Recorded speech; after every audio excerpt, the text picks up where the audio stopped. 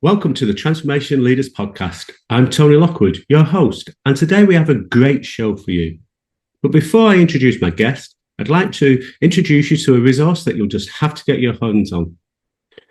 Whether you're a senior executive steering complex transformations or a mid-level manager looking to make a significant impact, the Transformation Leaders body of knowledge is your go-to guide. This comprehensive resource covers best practices, strategies, and tools that will help you navigate change management challenges and drive successful outcomes in your organization. Grab a copy and let me know what you think. Today's guest on the show is Anne Marie Purcell, Chief Transformation Officer at Transport for Greater Manchester. I enjoyed our discussion so much as Anne Marie shares her story and what she believes makes the difference in organisational transformation. Her passion comes across in spades, and I love her approach that is summed up in one sentence. We have a bloody great job, don't we? Well, hello, Anne Marie. Thank you for joining the Transformation Leaders podcast today. Great to have you on the show. You've definitely had some interesting career to date, which I want to explore a little bit further as we go through this show. Because it'd be interesting just to understand how your earlier experiences are influencing how you deal with change and transformation within the organisations you're working with. But before we get into the detail, please do share a little bit about your backstory and how you first got into change and transformation. Thanks for having me, Tony. I'm really chuffed for you to ask me to join this podcast. So I'm Chief Transformation Officer at Transport for Greater Manchester, but my early life started off with a variety of different careers. I dropped out of university because I couldn't afford it, and I ended up in a bit of a variety of careers from a nightclub. I was running a nightclub to working in VAT, and I kind of landed in projects. And I know probably I was kind of working back, it's probably about 17, 18 years now. And I think a lot of people, project management is probably more known as a career now. I think 17, 18 years ago, I'm sure it was, but didn't feel like it to me. And I ended up kind of getting into it via the back door. I became a PA to a senior civil servant in revenue and customs, and 50% of the role was PA and 50% of the role was in a project management office. And when he retired and they didn't replace me, I solely became part of a project management office, and that's really how I kind of started getting into change, really. It must be 17, 18 years ago now.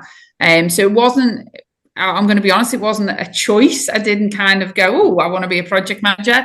It happened to me at a time in my life where I had two young children, and I just got a little bit of a promotion, and I ended up that way, which seems to have been kind of what my early career kind of turned out to be, really, to be perfect. No plan.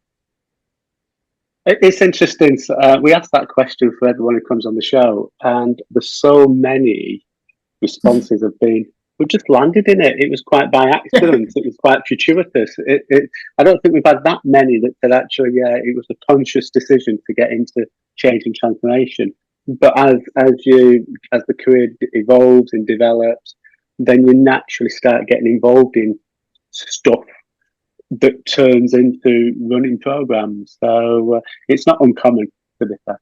It's funny. I was coming back from France a few weeks ago, and I was, when you're waiting in the tunnel to get on the plane, and there's been a bit of delay, and there was a girl in front of me. She changed from a Manchester flight. They cancelled the Manchester flight, and she was getting on the Liverpool flight, and I just got chatting to her. And she said, I'm not very good at travel. My boyfriend normally books everything, which is quite unusual. She's quite young. So I said, where's your boyfriend? She went, he's traveling. I went, right. She went, I can't travel with him. I'm going out to meet him. He's doing 6 months of travel, and we've both just graduated because I've got my dream job. And I was, what's your dream job? And she said, I'm a project manager for a nuclear part of it. I can't remember which part of the nuclear family she was. And when you just, do you know what? Some of me was like, that's so sweet. Like it's a dream job, and like she's in it at what would she must be 21, 22, and I explained what I did, and I think she completely didn't have a clue what Chief Transformation Officer was. But yeah, it's funny how I got into it, and as you said, how many of the people who were on this podcast probably got into it. She'd literally come out of uni. She'd have been training for this for 3 years. Oh, brilliant. And, you know, and that's great. And I'm really up for it. And I was like, it's a brilliant job. It's a brilliant career. As we were walking down the plane, I was saying it's a really good career. But I did also think, yeah, it's the training's kind of gonna only get you so, it's only gonna help so far because it's a completely different world when you land slap bang and bump into it. But that's, you know, good on her. You know, it was a dream job, and I was so excited. And I thought, well, you know, sometimes when you're having a bad day with change and it's difficult and it's challenging, you think, well, it is a bloody good career, isn't it? So I mean, sometimes out of the mouths of babes, don't they say it's a dream job? And it's like, yeah, actually it is. No, absolutely. Well, that's quite interesting, though, isn't it? As you say, it'd be really interesting to see just how much of that training she's been doing over 3 years was actually applicable when on day one of her new career. Because I don't think I've come across any organisation that follows Prince 2 or any organisation that follows any type of formal methodology. It's always versions of it, isn't it? And that we're getting into a level of detail there. I always start the conversation with a question: how do you define transformation?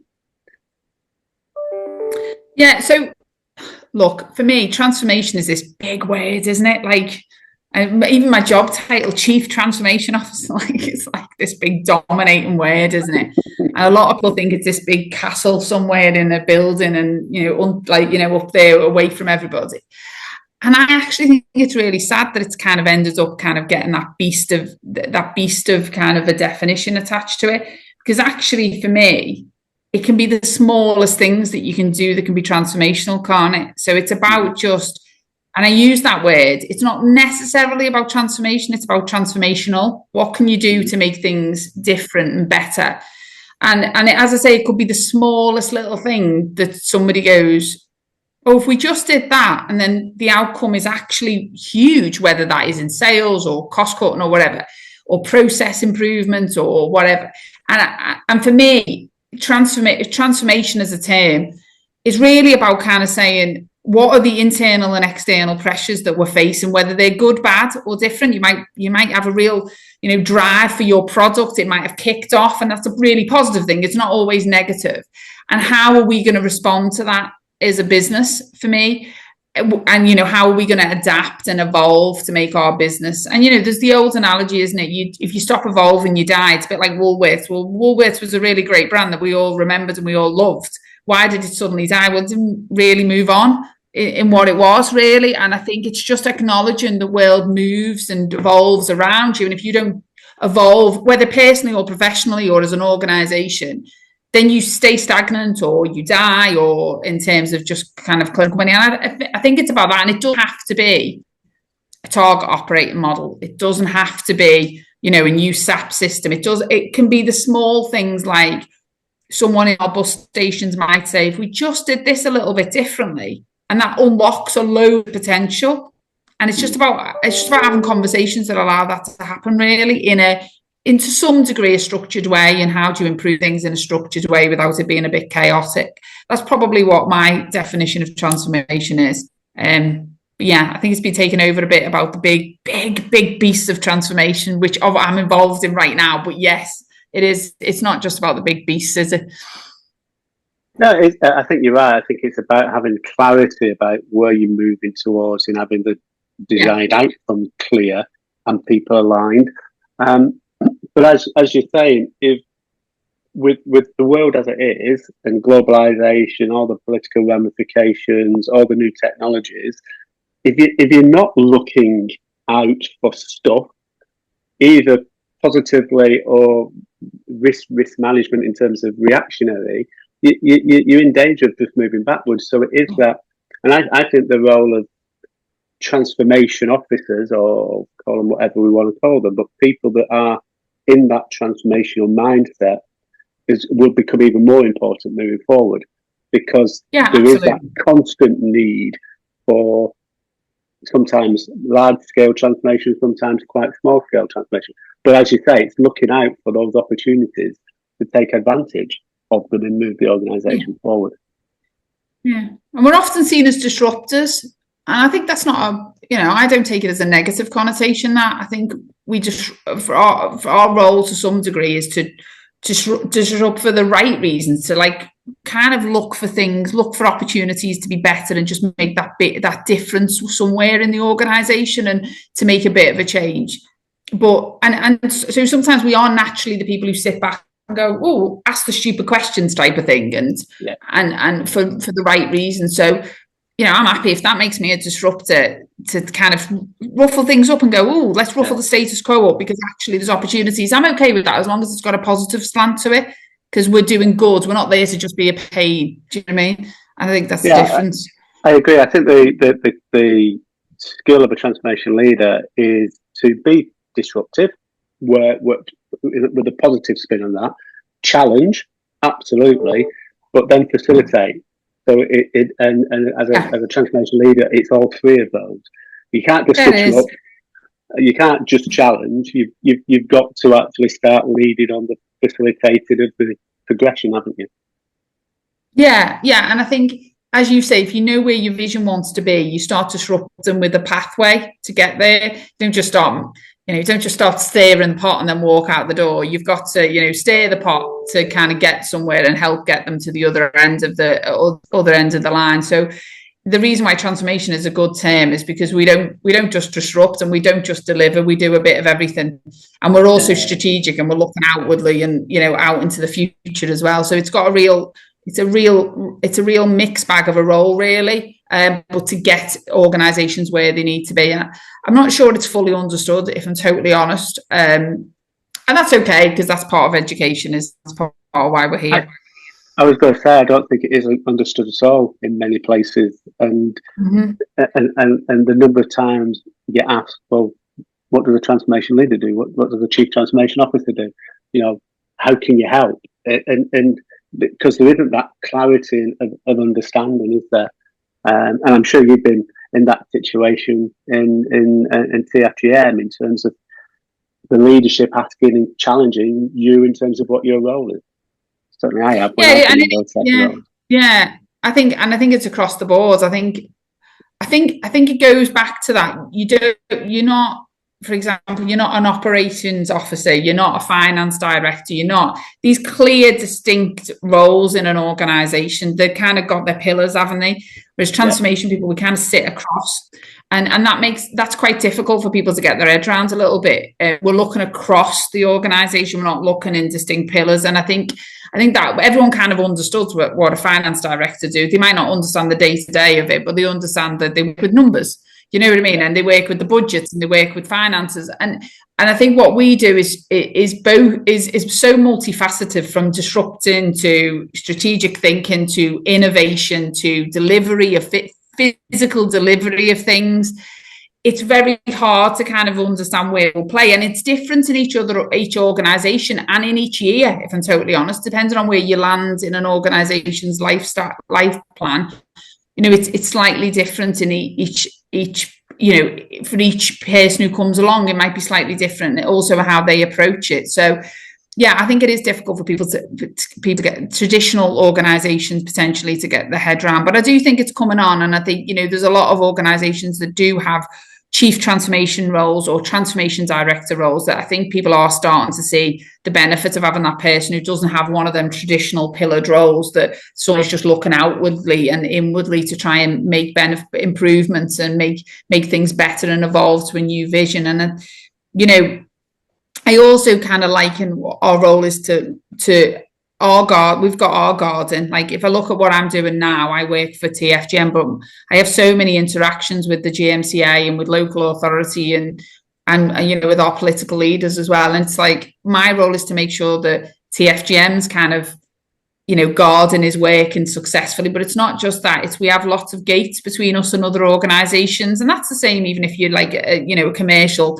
organisation. You've got lots of gates, and it's how you interact with them as well. Where do they overreach? Where do you step in? And so it's not just about within an organisation, it's how you operate with your external partners as well, and how you line them gates up. It's probably the best analogy I can think of. It's how you line them gates up and how they move is probably the best way to make your garden flourish, their garden flourish. And for me, I'm trying to use that as a bit of an example, to explain our roles particularly.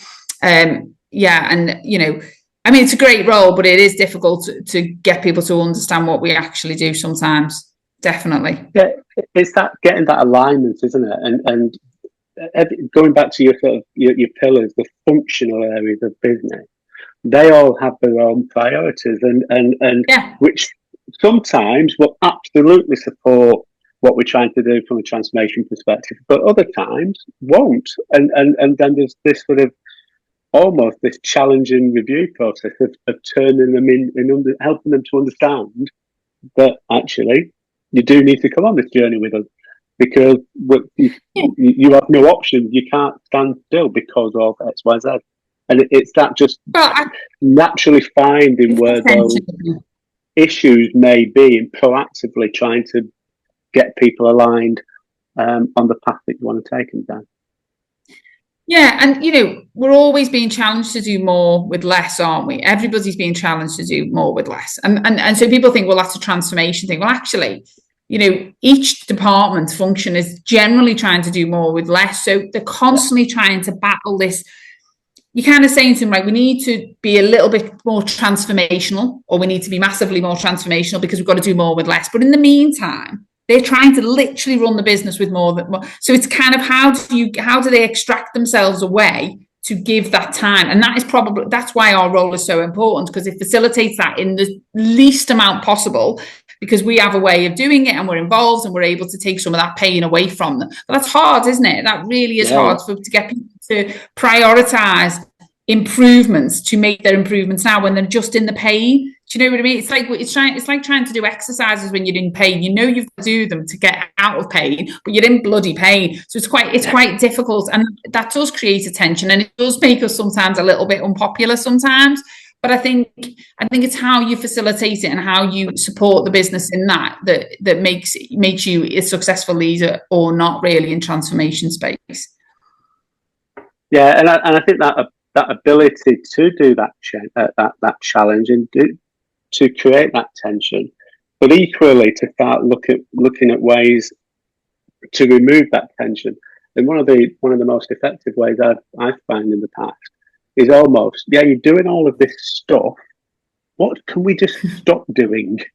Yeah. Which then frees up resources to do that, because people just get into this routine of doing stuff without really understanding whether it's taking us closer to or further away where we want to get to. So, by just stepping back and having that independent view, you can a lot of times stop doing things with very little impact.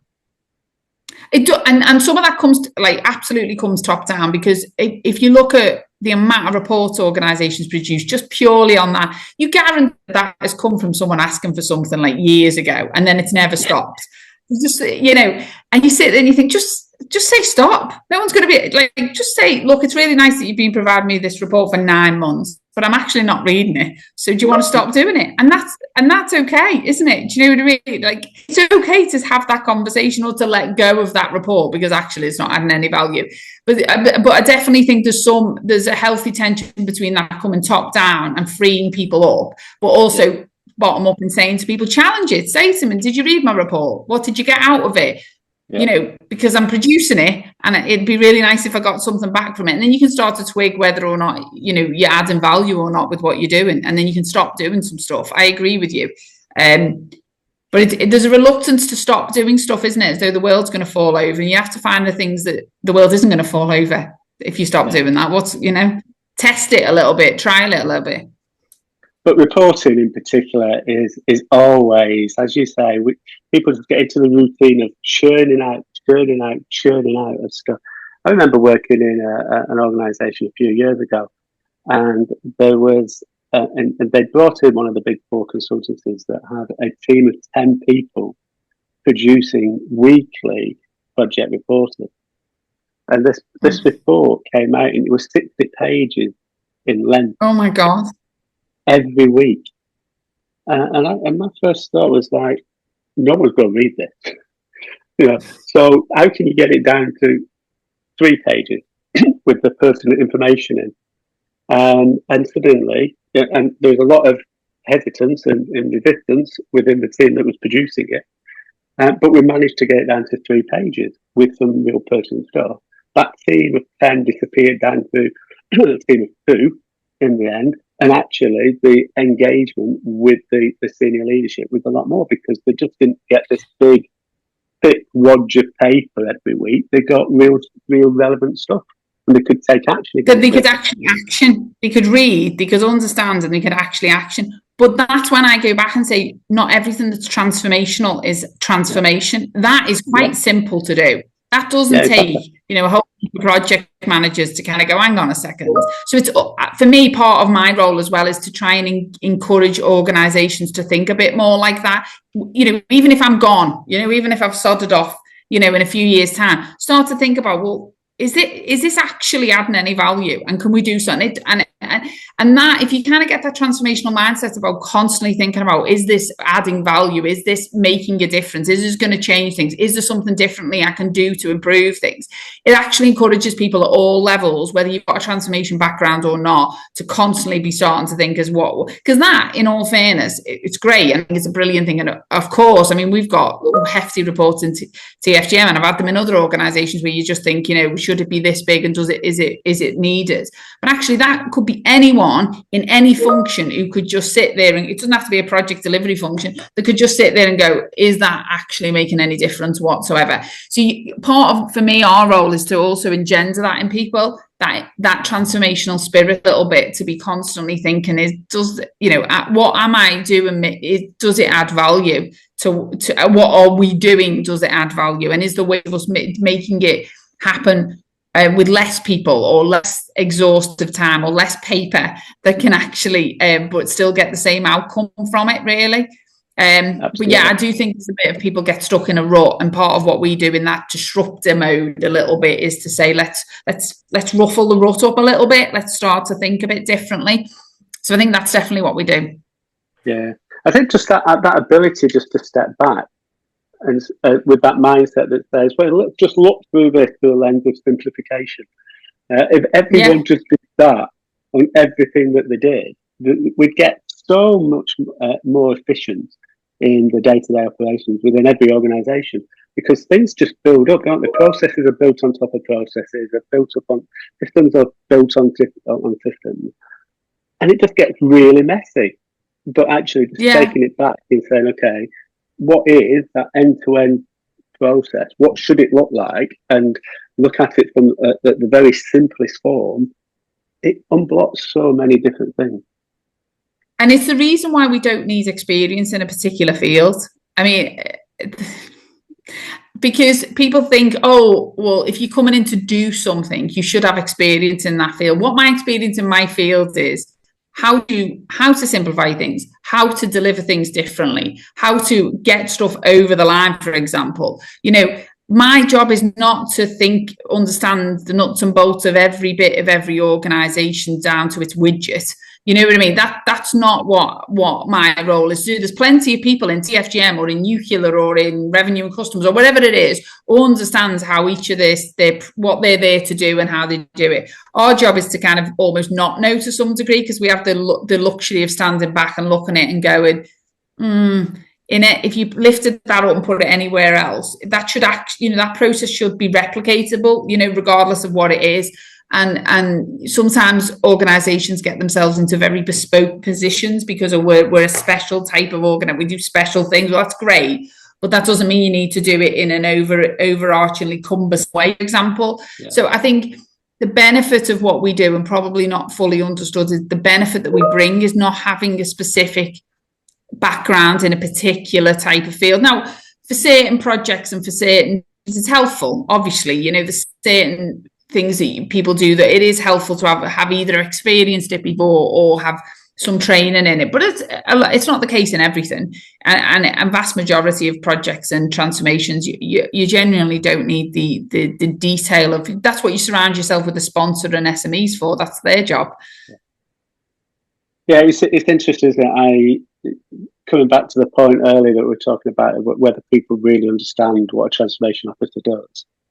I think if an organisation starts off a conversation saying you need to have 20 years experience in this industry, they don't understand what a transformation officer does.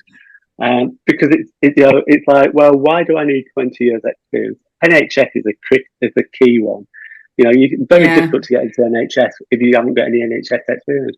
But you're asking us to come in and transform. So why do I need historic experience of NHS? We're just there to challenge, review, facilitate. As you say, sponsors, subject matter experts are there to keep us on the right path. But, you're never going to get a different perspective if all you do is keep utilising the same people with the same experience. And also, just industry wide. I mean, you could bring in someone and you could say, right, well, I want to transform this. I want to transform. Let's use because that's what I'm doing. You want to transform buses, but the industry is got. If you keep stagnating with the same people in the same industry, nothing ever changes because you're just moving people around in the same industry. Do you know what I mean? So. Yeah. I think it's helpful to have all of them industry specialists, but have someone thinking a little bit differently and kind of stepping back and looking at it, I think is really important because then that generates that in them as well. And then when they move on, it kind of takes that spirit goes with them a little bit. That new approach to things goes with them. Because I've seen project delivery, for example, if you take infrastructure project delivery, I've seen that be lifted and shifted by people who move around organizations and they think that's the only way to do something because they've done it previously. And I'm like, well, that's not the truth. Do you know what I mean? Just because you did it in a previous organization doesn't mean that that's the only way to deliver it. It's just that you happen to be taken everywhere that you go. And so I do think it is a problem for organizations to really get their mindset into need that experience in that particular field to be able to make a difference. I definitely, to be fair to Eamon who hired me, he definitely knew I had no transport experience and I think I've done all right without it. So I think, we and there's times when, you think it would have been helpful to have known that. But that's more about learning, well, should I have had that stakeholder involved in that meeting, that SME involved, not that I should have known it particularly, and it wasn't helpful. I would say I'm a pretty reasonable knowledge of transport now after 2 years, but, joining it, I didn't need that to get the plan back on track and to get us delivering, not at all, because I probably didn't spend a lot of time in depots or buses when I first started. I spent more time going, what are we trying to achieve by September 2023, where are we? What is the vision and how do I get from here to there? And then, I'll end up in buses and depots and in interchanges and looking at production lines as part of that. But right now, I'm here. We've got to get to there. And what is the core stuff that we've got to do to get there? And as part of that journey, I've ended up learning a lot about transport. But actually, when I first started, I was just in the office kind of going, right, okay, what are we trying to achieve? Where are we? And what are the paths to getting us there? I didn't really get out until for a few months because I needed to understand that. And then I could kind of go, right, well, tell me all about tell me a bit about how a bus station interacts with that. Tell me, so I can then understand how we actually deliver it. But understanding where we were and where we've got to get to was fundamentally important and didn't necessarily need me to have all of this transport knowledge, to be honest. Yeah. When you were doing that, by doing that, you were asking people questions, and I'm sure you found. I found the past when you go in and ask what I call the numpty questions. The questions that you can ask because you've got no background, and so you can just go in and just ask the numpty questions. So many times you see the light bulb come on with the people that you're talking to. It's like, oh yeah, I've been thinking of asking that same question for the last 3 years, but never thought that we were able to do. And it's just this light bulb, and then you open up a whole set of different conversations. Yeah, or people have made assumptions. So people have made assumptions that in order to get to there, I assume I've got to do this. Well, hang on a second. Well, how have you got there? Well, somebody wrote that down. Oh, that's great, but what do you think you need to do? Well, I don't think I need to. Well, okay, well then why are we doing it? It's like this. Do you know what I mean? Like, can we just take a moment for a minute to kind of go? And I always do my first 100 days whenever I take on a new role. I think it makes me feel presidential. First 100 days. Because that's my moment to really go, where are we? Yeah. Where are we trying to be?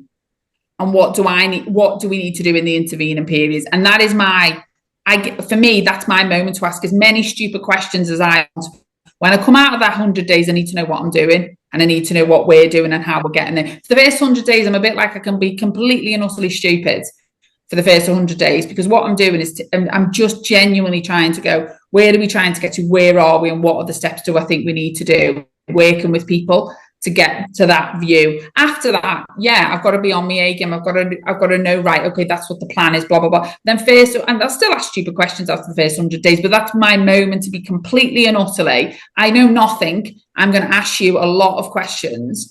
And sometimes you're going to get frustrated as to why I'm asking them, because it's written down. Well, it's written down, Anne Marie. Well, just because it's written down doesn't mean I want to know why it's written down. Why have you come to that assumption? So that's like kind of my first 100 days in anything that I do, is to try and understand, how do we get where we are? Where are we trying to get to? And what have we got to do in the meantime? And I will literally be complete and utterly a novice to everything. Because ultimately my role is to understand the process to get us there and to get us through that in the right way. It's not to understand every widget, but I will ask the right questions and I will ask the wrong questions to get us there, really. But as you said earlier, the starting point is to get clarity around where we're trying to get to. So in that case, of going live in September 23 or whatever date it was, let's get absolute clarity of where we are now, how are we going to get there? And by asking those questions, you're getting people to not necessarily buy in, but get alignment with that understanding of, we're here, we've got to get there, and these are the options of getting there. So you're starting to take people on that journey, that 100 days, where actually your position is saying, I just want to find this stuff out. But doing it in the way that you do it, you're bringing people on that journey already, aren't you? Yeah. And when I joined, and when I've joined lots of organisations, there's all this paperwork people give you. Have you found that, Tony? Whenever you join, you're the new transformation person. Like, there's this deck, there's this, and you get like overloaded with like loads of information to read. And I'm a bit like, well, that's all great, but that's history. Like, some of it's important, and I'm not saying I don't read it. I'm not saying I don't do my gen and all, but actually, I want one slide that tells me where you want to be. What is your vision? And everything else will work through. But I remember starting and thinking, right, where is that one piece of information that tells me? And we'll all look at that. And then I call that my North Star. And it can be 80-20. And I keep saying that to people. That North Star can be 80-20, and our vision will probably move a little bit as we go along. But as long as we're all agreed it's there or thereabouts, then we'll start heading towards that North Star. And if the North Star needs to move on its axis a little bit, like move a little, I'm not an astrologist or an astronomer, but if it needs to move a little bit, then that's okay. But as long as we're all trying to aim at the same target, because when I sometimes join organizations, everyone's got a view of what they think the target is. But when you look at where they're landing, they're all landing in just outside of the bullseye. They're all like, they've all got this, we're all going that way. Okay, great. We're all going towards that way, but actually where they all land is all a little bit scattergun. And I'm trying to say, give me the one thing that gives me the bullseye. And it might move a little bit, the bullseye, but we're all agreed that's the bullseye. It might move as we go along the journey a little bit, but we'll learn that.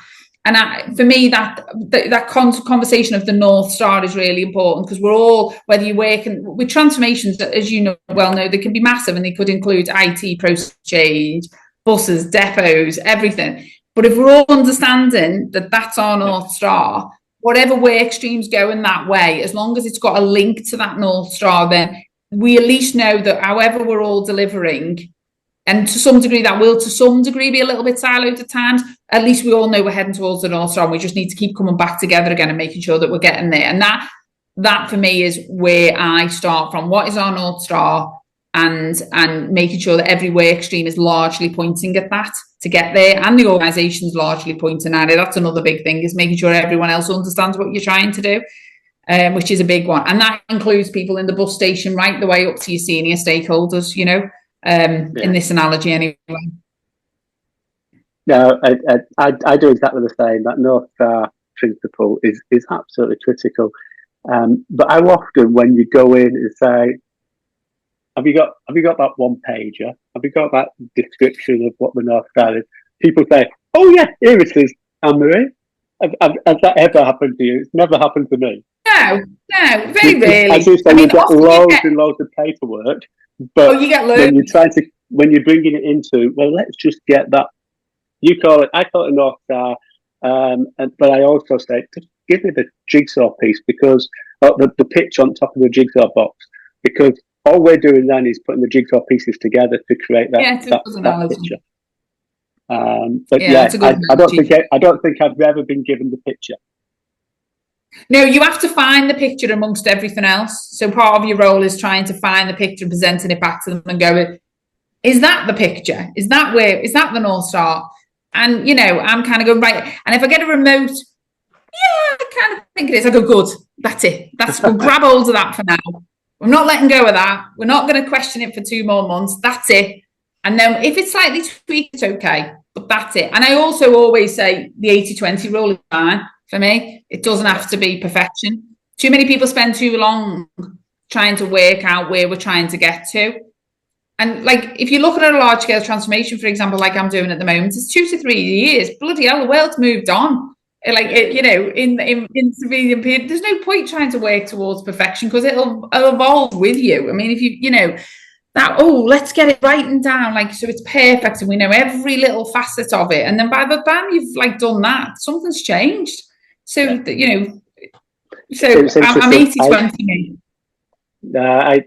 It's interesting. I was involved in a merger about 8-9 years ago. And the culture of the organisations, although they're the same industry, same sort of size, they came together, but the cultures were completely different. One was 80-20. One was, we get it really well defined. All the plans need to be very, very well documented before we move forward. But I say a merger, it was actually a takeover by the let's get everything defined. And culturally, they went like that immediately. And loads of people from the organisation that was the 80-20 left, because they just couldn't live with this. I'm not moving forward until I know 99.9% of where I'm going to. And as you say, when you work through, you effectively get pretty close to where you want to get to anyway on both routes. But you probably get there quicker if you've got that agility and that let's move forward. And as we move forward, we iterate and learn from experiences. And we probably won't get to exact point where we thought we was, because that, as you move through the 2 years, 3 years, it's not relevant anymore. Well, it doesn't exist, does it? Probably that view of perfection doesn't exist anyway. And I love that about what I do. I love that slight, you've got to like adapt constantly to the world around you. And I think if I came into a job and they went, right, that's exactly what I want in 2.5 years' time, and I had to get there and there was no kind of agility or movement, I think it'd be like a little bit stale by the time you got there. I love the fact that what I do, some of the transformations I do evolve a little bit. Don't get me wrong, sometimes when you get 1 million miles of an hour of extra scope thrown in, it's never helpful. But, I quite like that adaptability to what is happening in the world around us, because that keeps you on your toes. It makes you react and think about whether you're pushing the boundaries of your transformation, whether you're being innovative enough or whatever. I genuinely think that's if it's a 90-day project, obviously it's not quite the same. But, if you're doing like something large scale, 2-3 years, I think it's good to never completely get it right, because you should be being innovative right the way through the project, and you should be constantly thinking, well, is there a new product or is there a new way of doing something that can make us more efficient, or whatever it is that you're trying to achieve. And so for me, I love that about the project. I love what I do, and the fact that every day that I come in, it can be a little bit different, and I quite like that about it. So unfortunately for some people who might want me to always be in the define it perfectly box, that's not what you get when you get me. So I like the 80-20. It's important, I think, to be agile in it. Absolutely. So bringing the conversation to a close, get my words out. We tend to end with the final question about what's your one non-negotiable in taking transformation forward. What's the one thing that you think is absolutely essential for successful transformation? Do you know what? I think leadership, if I'm totally honest, and I think having real clear mandate from leadership is really important. And particularly when you bring in, for example, people with a transformation background into an organisation, they need to have that leadership buy-in. one of the things that I hope I'm quite good at is getting in and amongst staff and talking to them and bringing stuff alive. So that's not really something I worry about. Some people might, and it's not necessarily their bag, but for me, that I can do that. I can, some people say, I'll go into a bus station or I'll go into a nuclear facility or I'll speak the language, and I can do that type of stuff. I can bring transformation into everybody's everyday perspective. But you only get to walk into them buildings if somebody's giving you leadership and mandate. You can't walk into them buildings and sell something, however way you sell it, whether you sell it in a PowerPoint, whether you go out and take 999 calls for a few hours, which I did at the police, and as you're talking to them, talk to the staff, or work in a bus station for a bit. You can only do them things and make transformation come alive for people if you've got a real mandate for what your role is. And because our role's a bit different, and because what we do is always a little bit disruptive and can cause a bit of angst in the organisation, no, we're never purposely, it just sometimes butts against other priorities or whatever. You need people to understand that it's there is a purpose, there's a reason why we're here and what we're doing. And for me, having that kind of leadership, view of why we're here and what we're trying to do, and supporting you in selling that, I think that is a non-negotiable, because you'll never get anything done. Like what we've done where I am a TfGM over the last 2.5 years, I've had to galvanise an organisation behind a change. You need that therefore top. You can't come in as a transformational leader and create that just on your own. Of course, it depends on who you are and your personality and being able to drive that and being a leader yourself. But ultimately, it needs to come with a mandate. And I think to do something of a reasonable size transformation and to make a massive difference in an organisation, the leadership has to want it. They have to be behind what you're trying to do. Otherwise, it just won't. It won't. However good you are at speaking to everybody and communicating with stakeholders, it's not going to land for me. That's a non-negotiable. It's my non-negotiable. No, and it reminds me. I've got a banking background, and when people used to sign checks would get sent through, and if the words and figures differed, it'd bounce back. Yeah. And I use that analogy a lot in leadership, because especially in transformation, the leaders can talk a good game, but actually they're not supporting you on a day-to-day basis, and actions are supporting what we're trying to do. People see through that words and figures differ. They do, absolutely. And it is, I think, part of a transformation leader's role is to manage upwards as well. It is to sort of get that message downwards, isn't it, within the organisation? But to get that alignment and that consistency of messaging is critical. So that's a really good analogy. I like that, Tony. I'll rob that. I quite like that. Getting the words and numbers aligned. Yeah, I'll take that one. Yeah, I'll give you that one for free. That's good. It's funny. Somebody said something to me the other day. Works for me. Julie, who's coming to do our data review. She said to someone, "It's not a witch hunt; it's a fix hunt." I said, "I'll have that one as well. I quite like that one." Yeah, I've just made a note of that one. Fix hunt.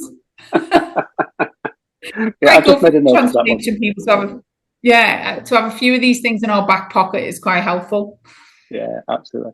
Well, brilliant. Thank you very much, Anne Marie. I knew it would fly, because with every conversation we've had, it's just been really, really easy to do. So thank you very much. Oh, thanks, Tony. I do appreciate it. I've really enjoyed it. I love talking about transformation. I love what I do. It gives me energy. It's my endorphins. I think transformation. It's quite sad, isn't it? Really, but it's my. I don't go to the gym. It is my endorphins, and I think it's a brilliant career. And I think getting people to understand what we do is really important, because I don't think a lot of people do. And I think it's an absolutely brilliant career for young people to get into. It takes a lot of skill, and all the skills are transferable. So if you don't want to stay in it forever, you can always transfer out. And I think encouraging people to get into the career of transformation and using podcasts like this, if that helps, I think it's really, really important, because I think there's a lot of youth looking for answers now in terms of where they go. And you don't need a degree, which is another thing. If you've got one, great, but you don't need one either. So I think you just need, a placement and some good work experience and some good people who can do a bit of mentoring. So making people understand what we do and getting young people into it as a career. I think it's a really important role of us as we get a bit, no offense, Tony, a bit older. It's part of our transformation. It's part of our transformation, isn't it? Absolutely. We'll have to see if we can track down that girl that you accosted on the plane when you're coming back from France and send her a copy of this podcast.